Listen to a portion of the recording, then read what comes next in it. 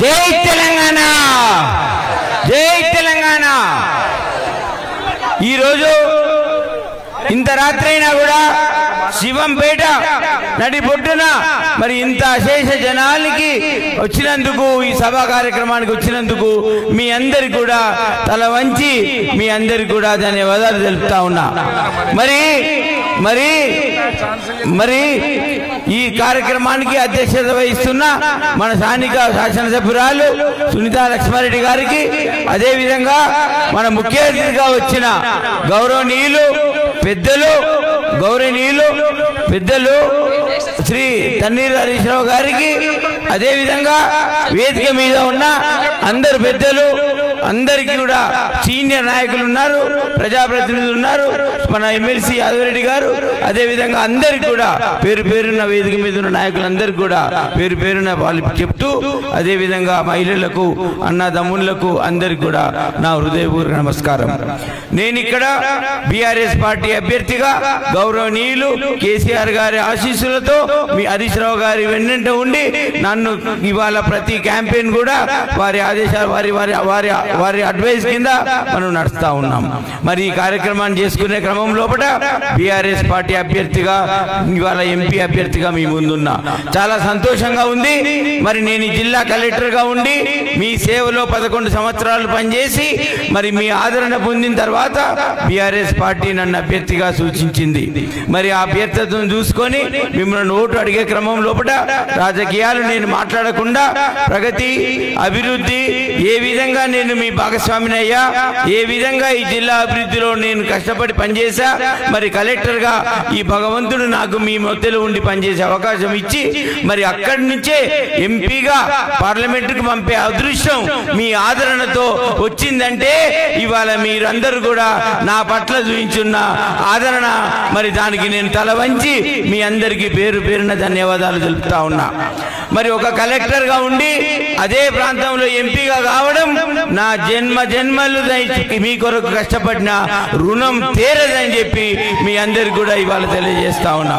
మరి నాకు అదృష్టం, ఎక్కడైతే కలెక్టర్గా పనిచేసినో, ఎవరితోని పనిచేసినో ఆ ప్రజలు వాళ్ళ అవసరాలు, ఆ ప్రాంత అవసరాలు తెలుసుకున్న వ్యక్తిగా, పార్లమెంటులో ఒక విద్యావంతునిగా, ఒక ఐఏఎస్ ఆఫీసర్గా మరి మీ అందరి పక్షాన పార్లమెంటులో గొంతు విప్పి ఈ ప్రాంత అభివృద్ధికి శాయశక్తుల ప్రయత్నం చేస్తా అని మీ అందరి ముందు కూడా శిరస్సు వహించి చెప్తా ఉన్నాను.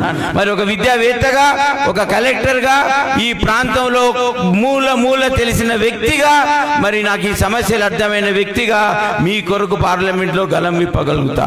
పార్లమెంట్లోనే కాదు, ఢిల్లీలో ఉన్న ఐఏఎస్ ఆఫీసర్లు, ఢిల్లీలో ఉన్న మంత్రులు అందరి దగ్గరికి కూడా వెళ్ళి నేను కలెక్టర్గా పనిచేసిన ప్రజలే నన్ను ఇవాళ పార్లమెంటుకు పంపినరు, మరి వాళ్ళ కొరకు నా బాధ్యత ఇది, నేను ఈ పని చేస్తా అని చెప్పి ఇవాళ ఖచ్చితంగా చెప్పే అవకాశం నాకు మీ అందరి ఆదరణ, మీ ఆశీర్వాదంతో నన్ను పార్లమెంటుకు పంపుతా ఉన్నారు.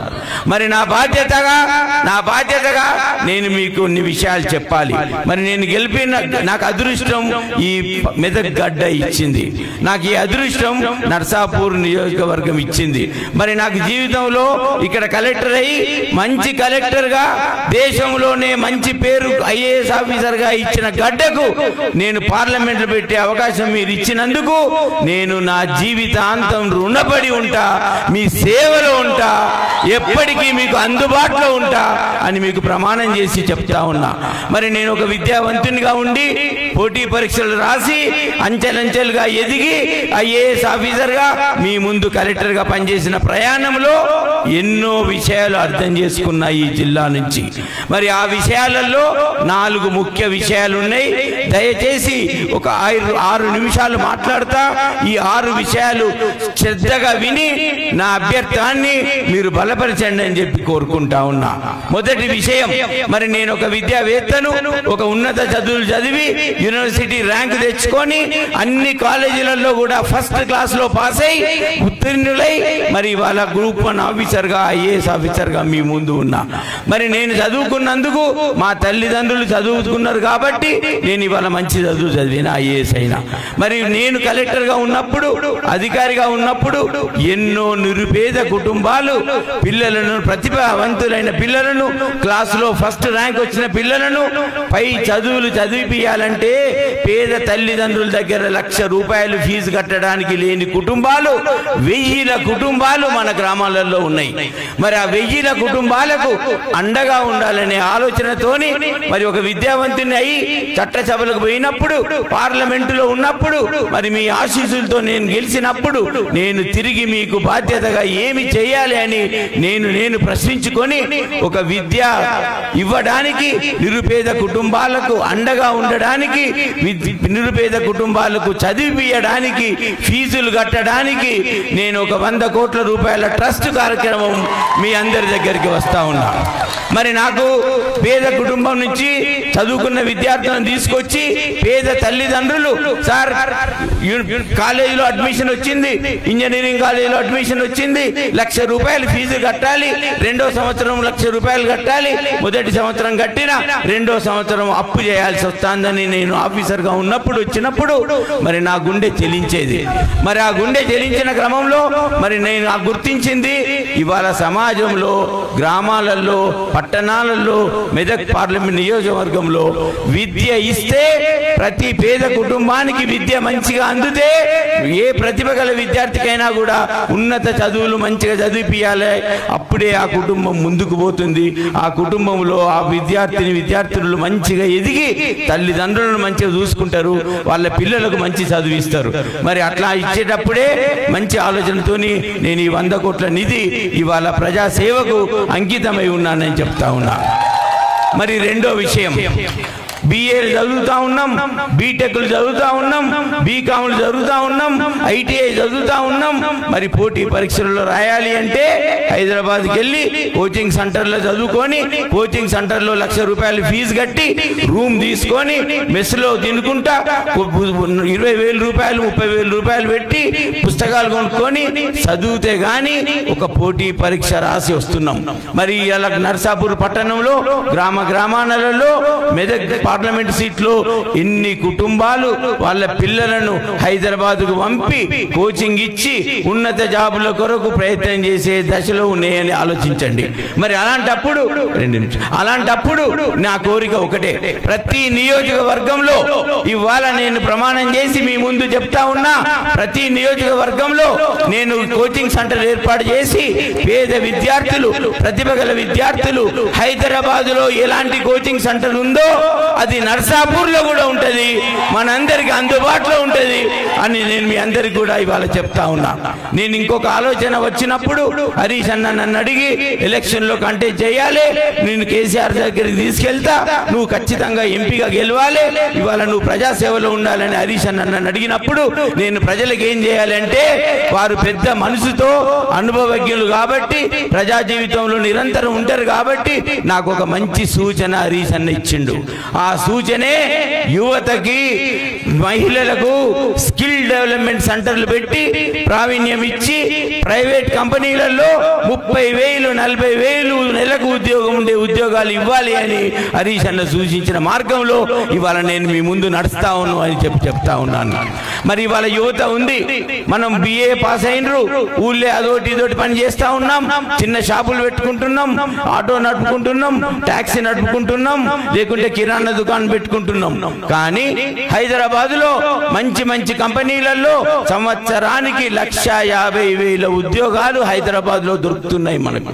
మరి హైదరాబాద్ లో ఉద్యోగం చేయాలంటే మన యువతులకు ఒక ట్రైనింగ్ ఇవ్వాలి, నైపుణ్యం పెంచాలి.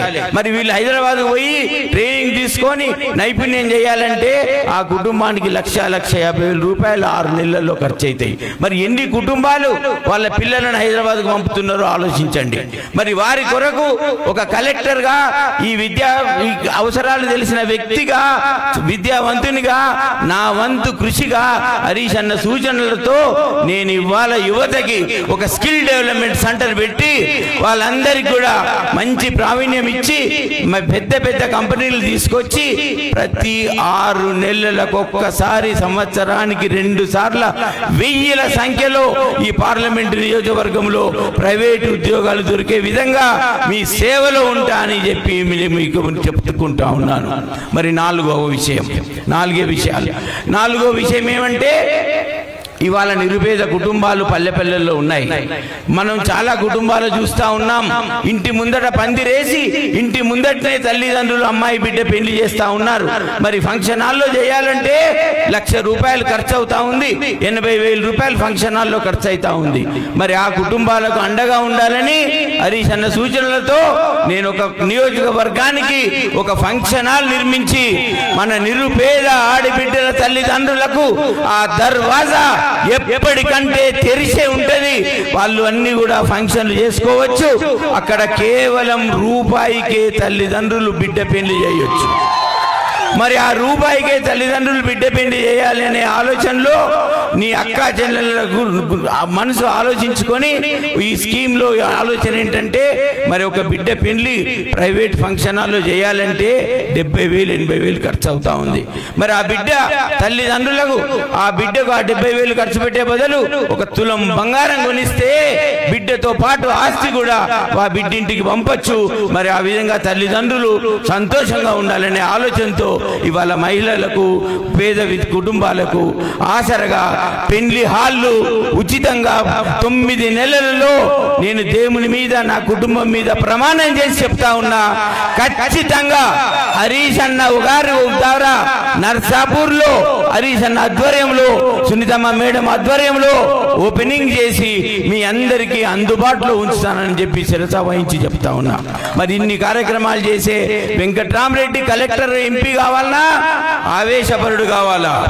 నేను ఒకటే చెప్తా ఉన్నా. ఇంకొక విషయం, కలెక్టర్గా ఇప్పుడు ఎమ్మెల్యే దగ్గరికి పోయినా, ఎంపీపీ దగ్గరికి పోయినా, జడ్పీటీ దగ్గరికి పోయినా సమస్య కలెక్టర్ దగ్గరికి పోవాలని అంటారు పల్లెలలో.